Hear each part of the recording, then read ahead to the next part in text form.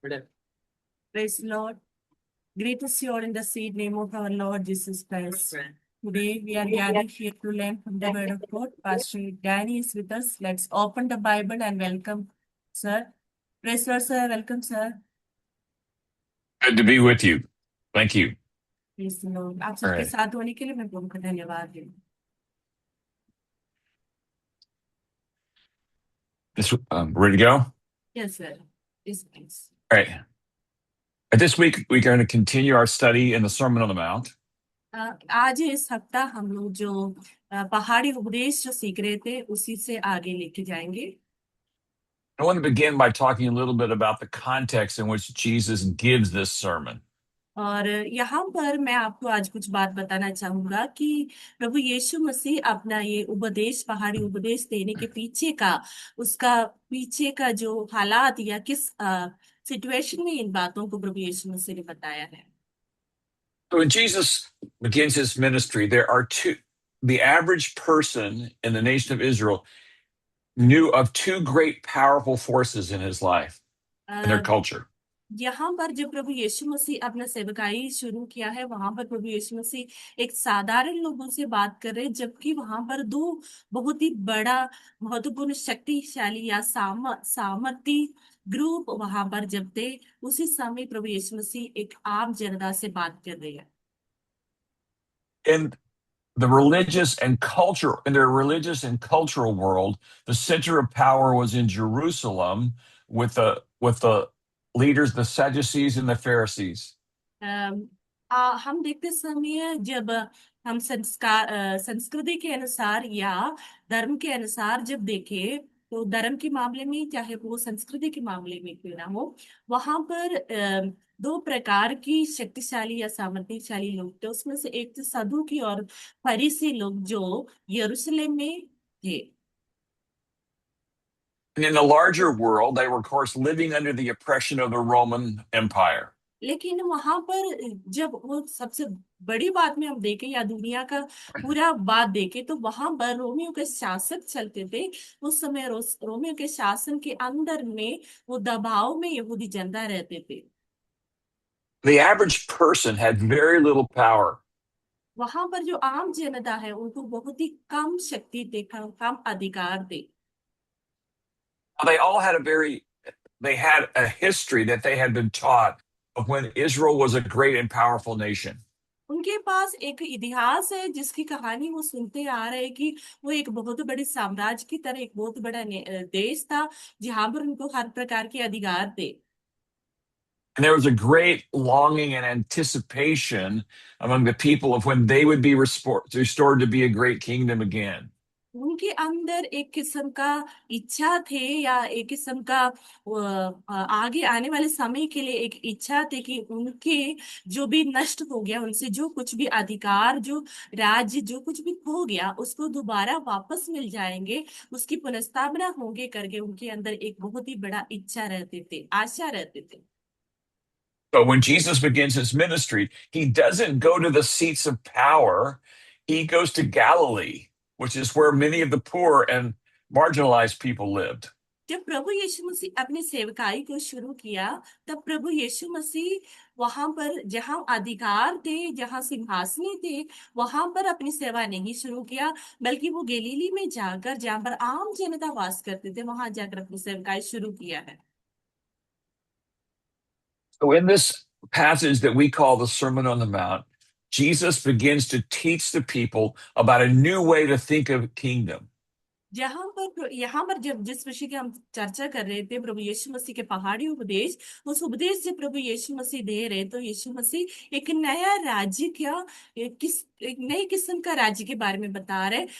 उसके जो विचारधारा है वो अलग किस्म का है. He presents a very different vision for what power and influence and the kingdom should look like. यहाँ पर प्रभु यीशु मसीह एक राज्य का इन्फ्लुएंस या उसका सामर्थ उसका अधिकार इन सब चीजों के बारे में एक दूसरी तरीके का विचारधारा या दूसरी तरीके का नजर उनको दिखा रहा है कि उनको उनकी नजर को बदल रहा है जिस तरीके से दुनिया आम जनता देख रहे थे. Our understanding of this new approach to kingdom is essential for us understanding what it means to be followers of Jesus. प्रभु यीशु मसीह के चेला या उसके पीछे चलने वाले या अनुकारी बनने के लिए हमें इस राज्य के उपदेश के बारे में अच्छी तरह से समझना बहुत जरूरी है। This is particularly important for us as pastors and leaders because we are often tempted to evaluate our own ministry success based on the criteria of this world rather than the criteria of God's kingdom that Jesus presents here. सबको समझना बहुत जरूरी है, लेकिन प्रभु के दास दासी होने के कारण हम लोगों को इसके बारे में अच्छी तरह से समझना बहुत ज्यादा जरूरी है, क्योंकि कई बार हम सेवकाई को आगे लेके चलते समय हम सेवकाई को एक सक्सेसफुल मिनिस्ट्री एक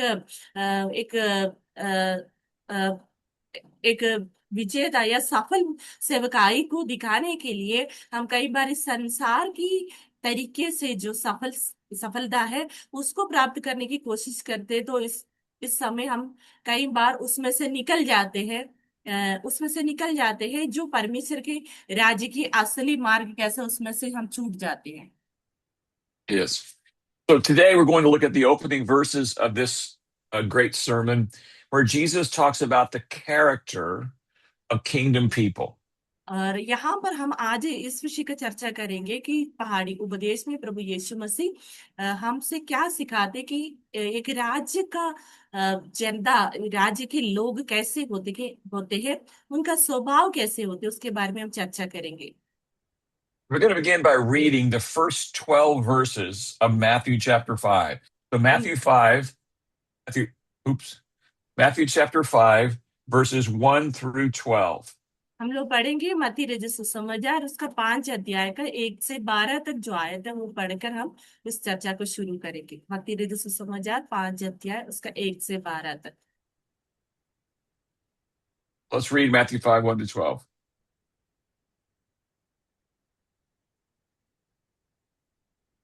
पास्टाशिश प्लीज पढ़िए मत्ती रचित सुसमाचार 5 अध्याय उसका 1 से 12 तक।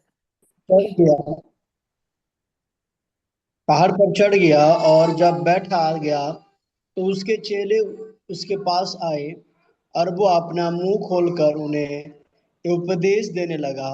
धन्य है वो जो मन के दिन है, क्योंकि स्वर्ग का राज्य उन्हीं का है।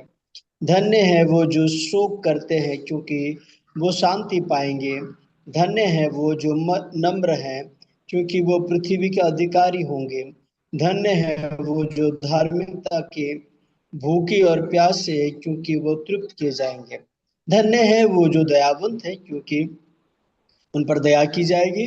धन्य है वो जिनके मन शुद्ध है, क्योंकि वो परमेश्वर को देखेंगे। धन्य है वो जो मेल कराने वाले हैं, क्योंकि वो परमेश्वर के पुत्र कहलाएंगे।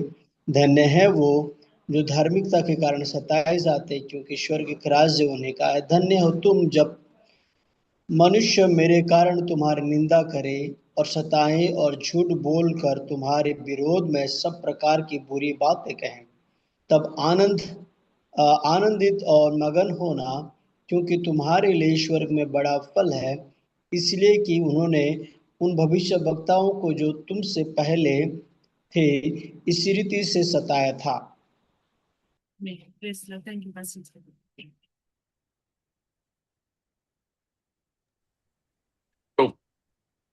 As Jesus begins to teach, he begins this by a series of statements about who are blessed, who are the ones who are truly blessed in God's kingdom.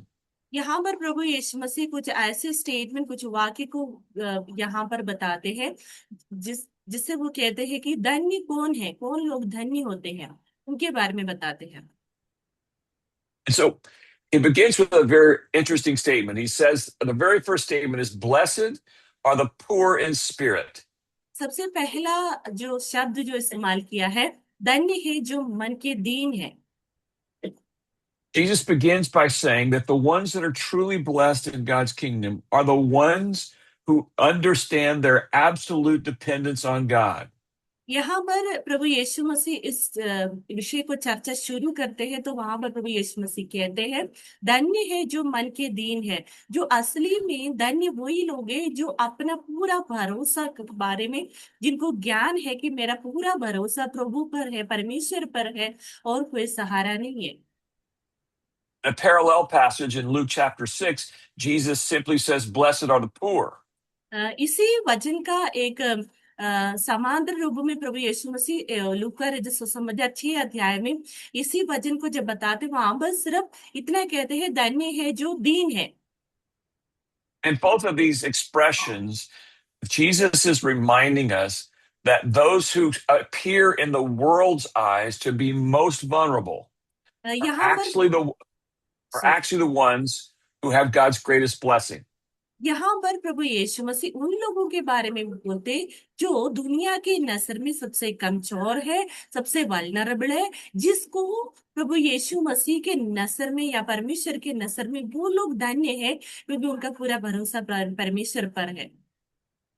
I contrast this statement with what Jesus was experiencing or will experience with the Jewish leaders of his day. यीशु मसीह के समय में जो यहूदी का जो अधिकारी लोग थे, नेता लोग थे, उन लोग जो असलियत में प्रभु यीशु मसीह उस समय अनुभव कर रहे, उन विषयों को यहाँ पर प्रभु यीशु मसीह बताते हैं। The Jewish leaders of his day loved to be seen as the most spiritual people in the country. उस समय का यहूदी नेता लोग जो है वो सबसे अपने आप को दिखाने का कोशिश कर रहे, या ऐसे देखे जाए, उनके मन में ये चिंता रहता है कि वैसे देखी जाए वो सबसे बड़ा आत्मिक लोग है। They used exhaustive lists of external rules to control people and to demonstrate how wonderful they were.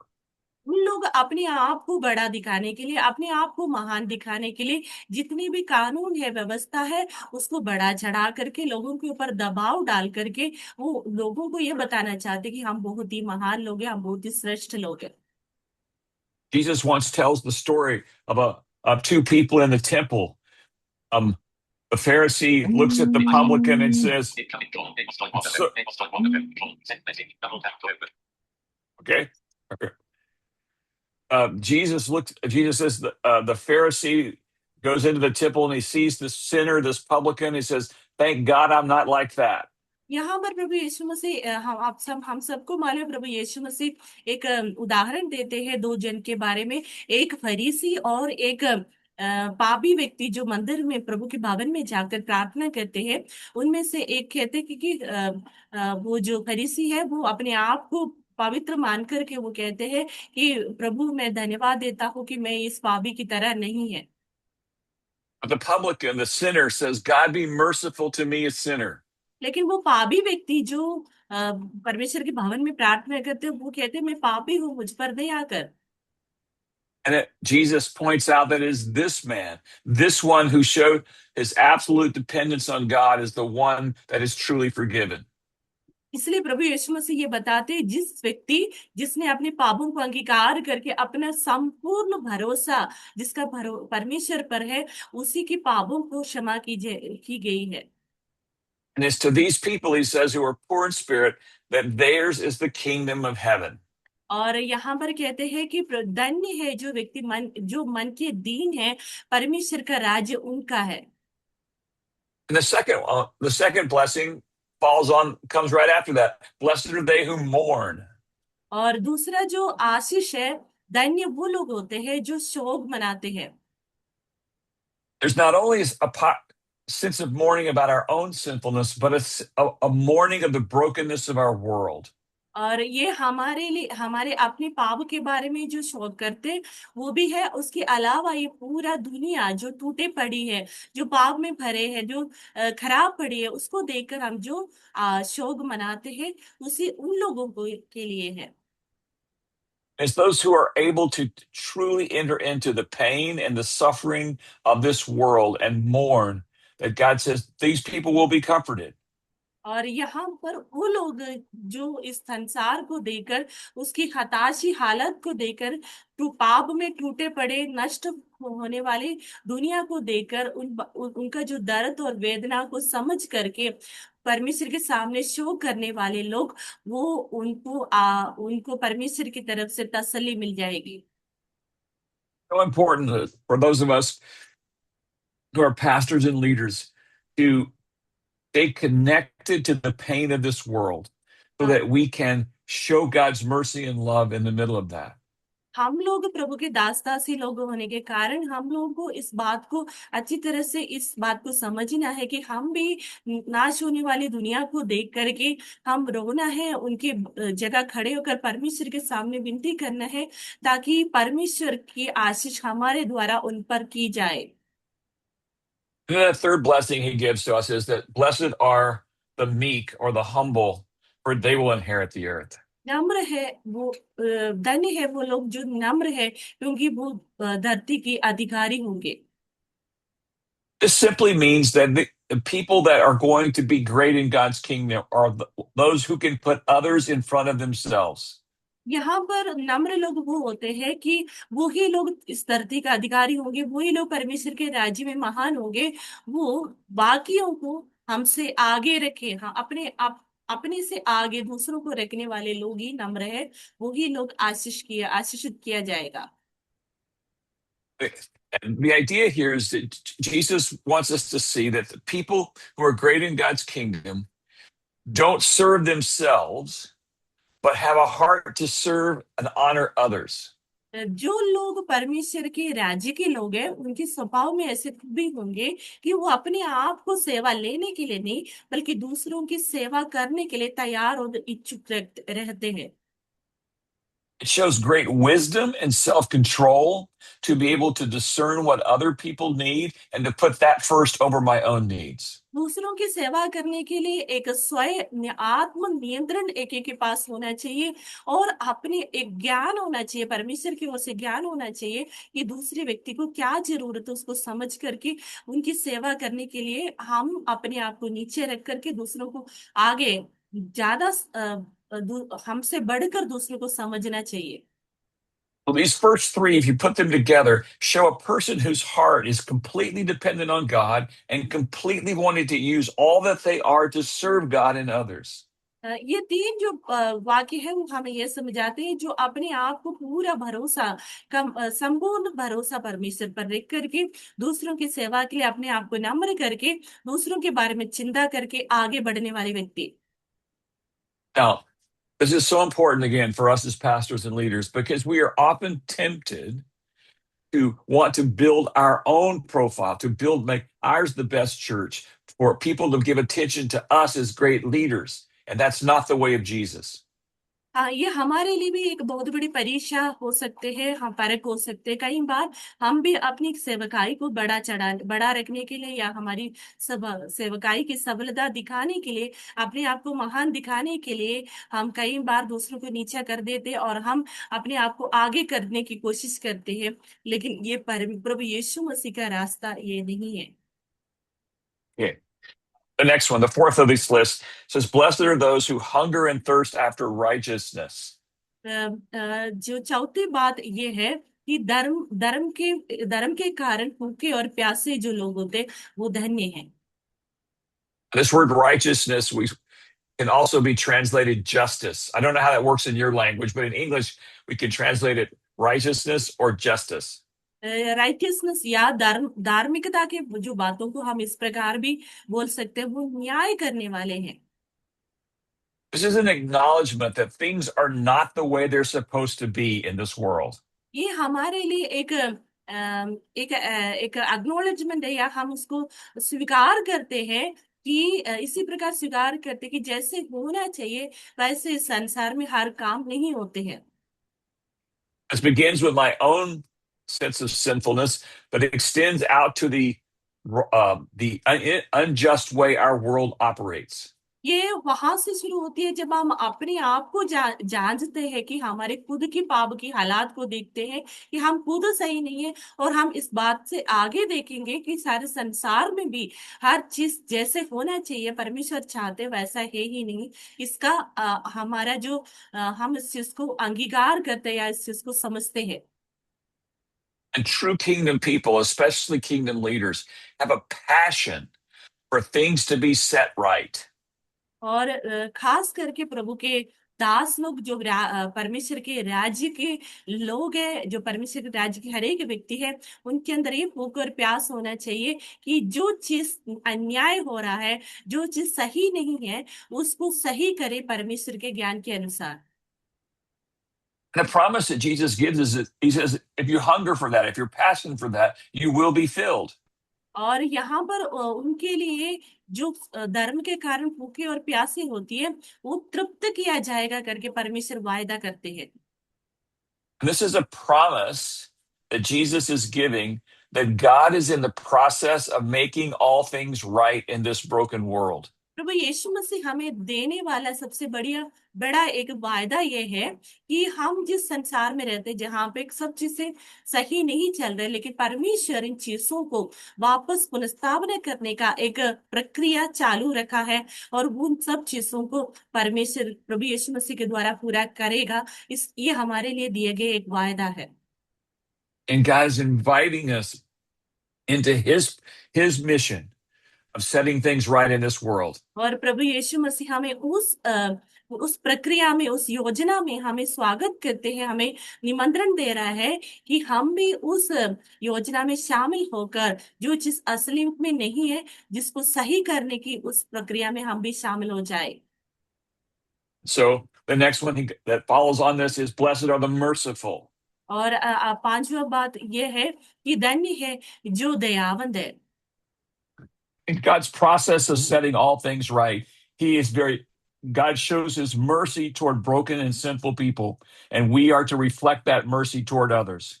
और जब ये परमेश्वर अपनी पुनर्स्थापना की, पुनर्सृष्टि की या पुनर्स्थापना की जो योजना जब कर रहे हैं, तो वहां पर परमेश्वर पापी मनुष्य के ऊपर या पाप के कारण नाश किए हुए दुनिया के ऊपर परमेश्वर अपनी करुणा या दया को दिखाया है। तो हम भी उस करुणा को, उस दया को दूसरों के सामने हम भी प्रकट करना है, उसको रिफ्लेक्ट करना है, उसको प्रतिबिंब करना है हमें।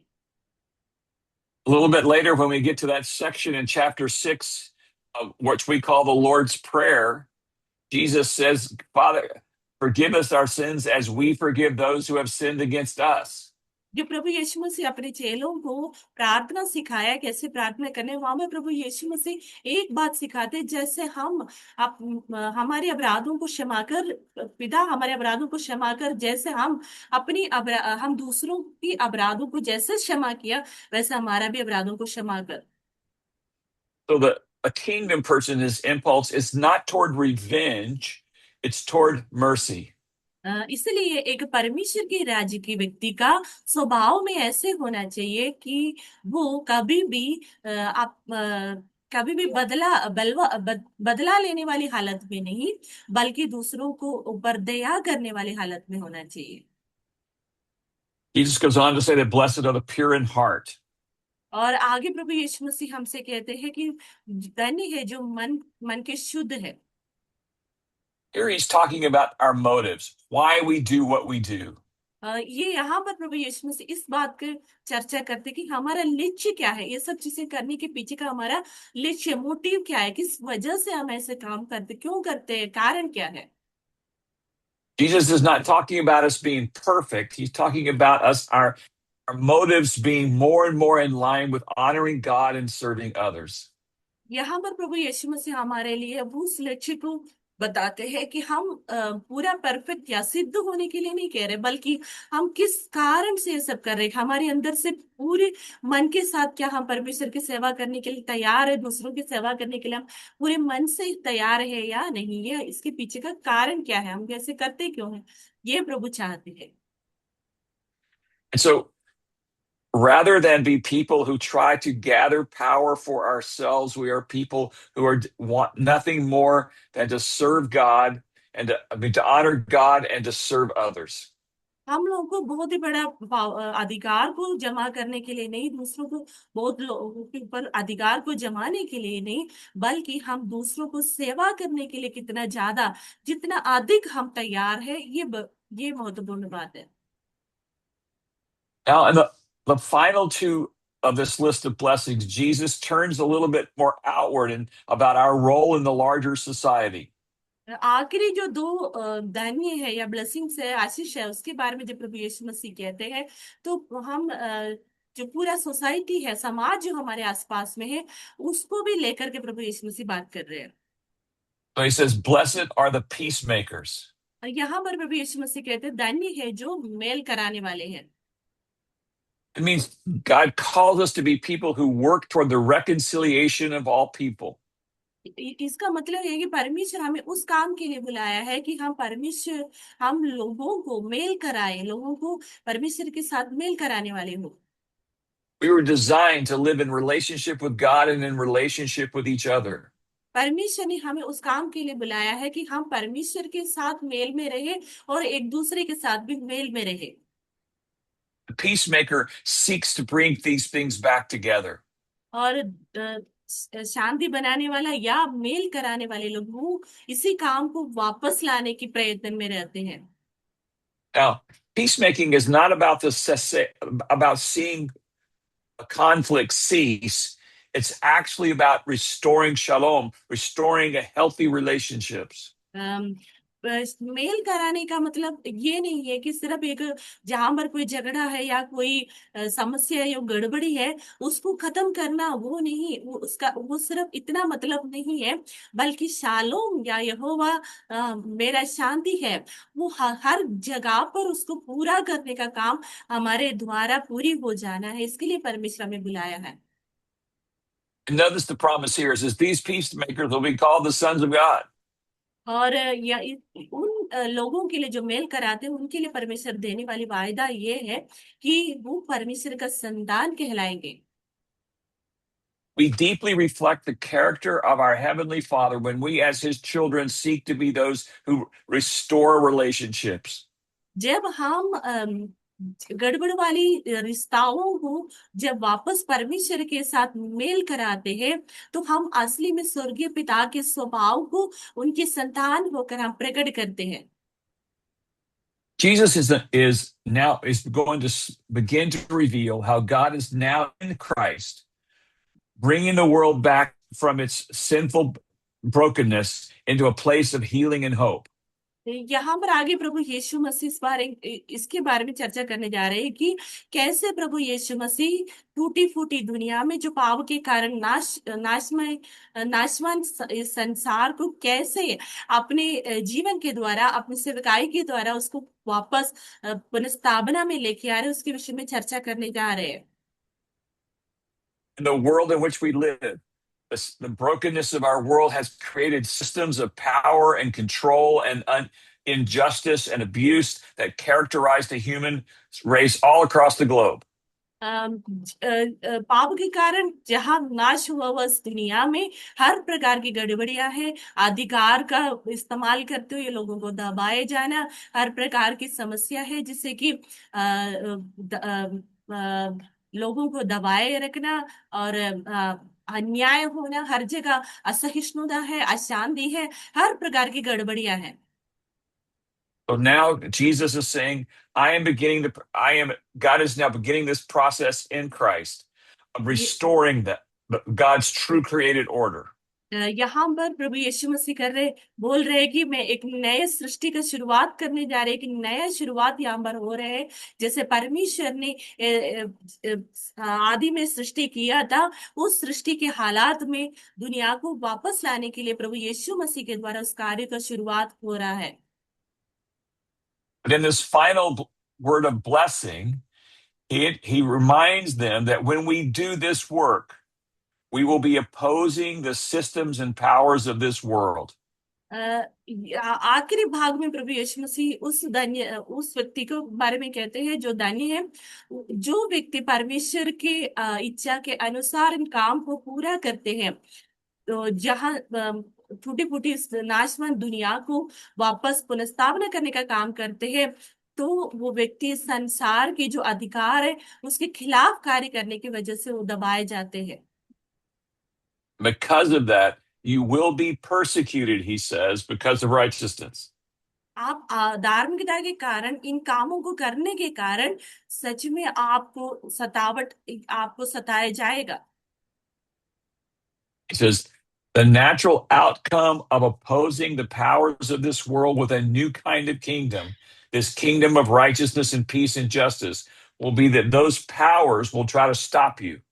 अम, आप इस संसार के जो अधिकार और सामर्थ्य के खिलाफ जब एक नया राज्य का कार्य शुरू करते हैं, जहां पर धार्मिकता है, शांति है, और जहां पर न्याय चलते हैं, सब कुछ सही चलेंगे, परमेश्वर की इच्छा के अनुसार होंगे, उसके लिए आप कार्य करना शुरू करते हैं, तो आप नेचुरली, स्वाभाविक रूप से आप इस संसार के जो अधिकार और हाकिमों के खिलाफ कार्य करने की वजह से आप जरूर दबाए जाएंगे। संसार आपको जरूर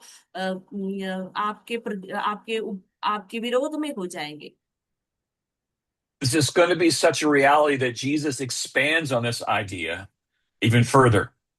तो इस विषय के बारे में प्रभु यीशु मसीह आगे और खुल करके बात करते हैं कि ऐसे हो जाएगा। He says they're going to insult you, they're going to say false things about you. तो प्रभु यीशु मसीह कहते हैं वो आपको इंसल्ट करेंगे, आपकी निंदा करेंगे, वो आपको आपके बारे में झूठी बातें कहेंगे। He says, but when they do this, rejoice because great is your reward in heaven. इस प्रभु यीशु मसीह कहते हैं कि जब ऐसे झूठी बातें आपके खिलाफ बोलते हैं, आपका निंदा करेंगे, आपके विरोध करेंगे, तो आपको मगन, आनंदित और मगन होना है, क्योंकि स्वर्ग में आपके लिए जो प्रतिफल है वो बहुत ही बड़ा है।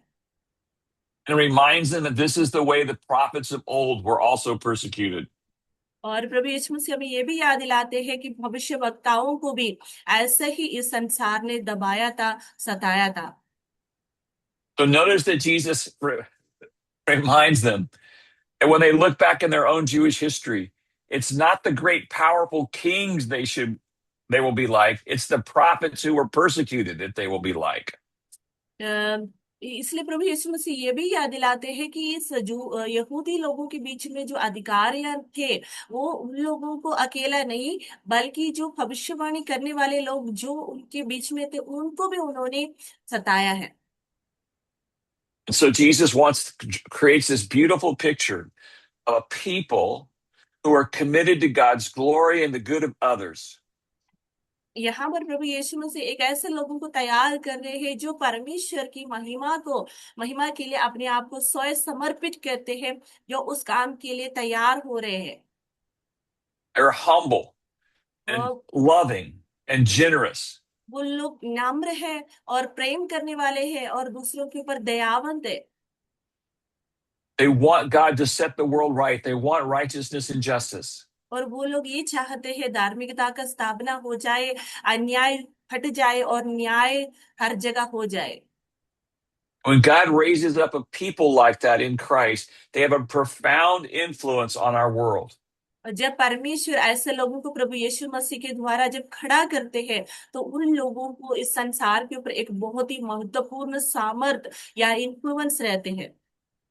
And so Jesus then goes on to say, we're going to read verses 13 through 16 now, where Jesus gives us three pictures of our influence in this world. और प्रभु यीशु मसीह के द्वारा जब हम ऐसे करते हैं, तो हमारा क्या इन्फ्लुएंस रहता है, हमारे क्या सामर्थ्य रहते हैं, उसके बारे में प्रभु यीशु मसीह आगे कहते हैं। हम पढ़ेंगे, आगे पढ़ेंगे 13 से 16 तक हम पढ़ेंगे। Let's read verses 13 through 16. हम पढ़ेंगे 5 अध्याय का, मत्ती रचित सुसमाचार 5 अध्याय उसका 13 से 16 तक हम पढ़ेंगे।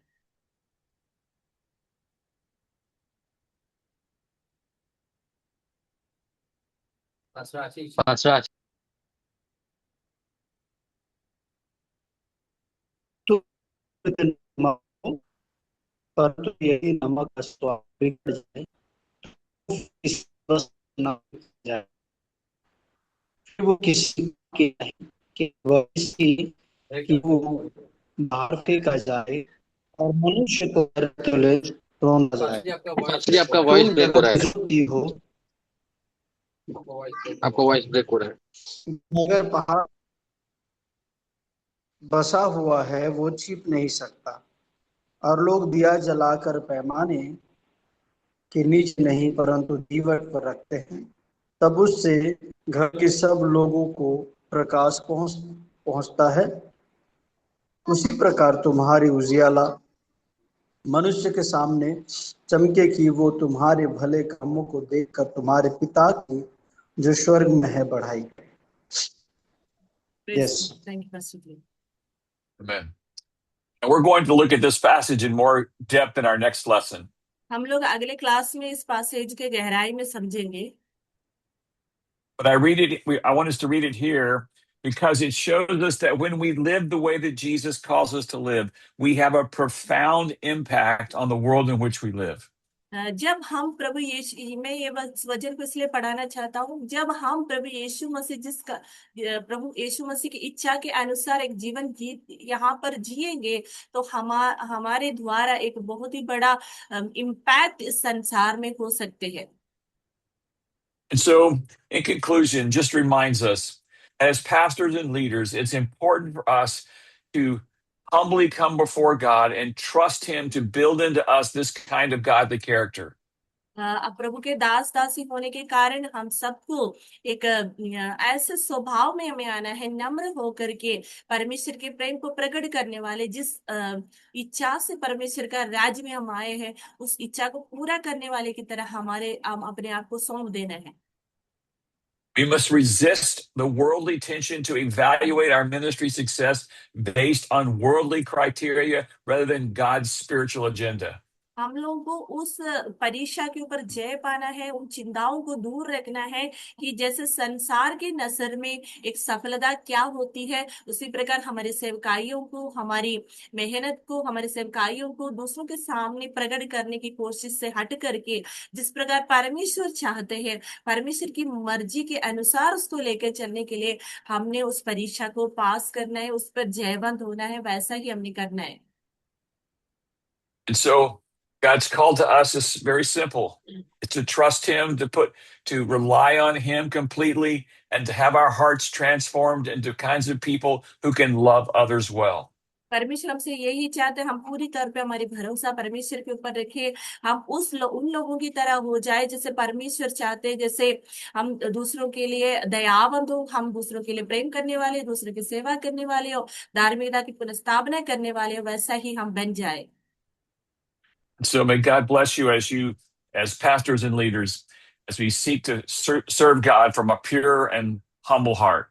और परमेश्वर उस बात के लिए आपको आशीषित करे कि जब आप एक शुद्ध मन के साथ, पूरी नम्रता के साथ प्रभु की सेवा में आगे बढ़ते जाए। Amen. Amen.